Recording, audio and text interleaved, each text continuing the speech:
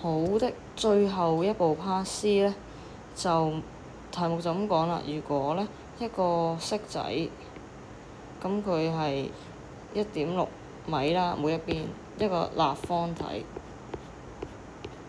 每條邊呢都係1.6米，咁就將佢溶咗佢，重新整做 Figure 2嘅呢個模樣。咁我哋就要揾 value of 呢個 h 嘅高度啦。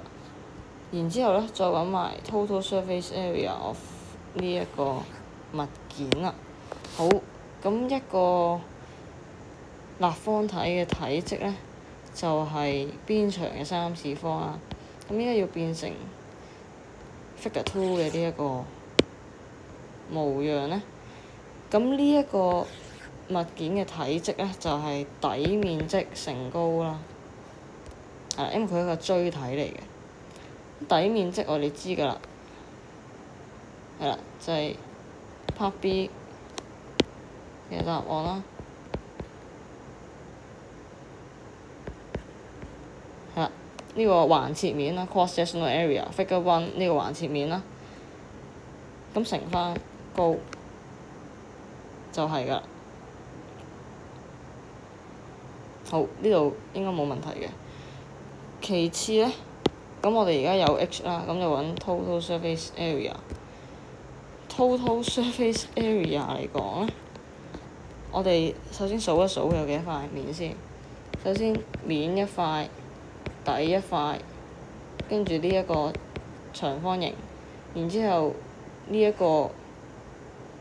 塊嘅 curve surface。好，咁長方形就係1.2，係啦。AB 呢個1.2，呢度1.2 AB 乘翻 h 呢個高啦，就揾到長方形啦。然之後兩塊底面積呢，就係2乘翻 Part B 嘅答案。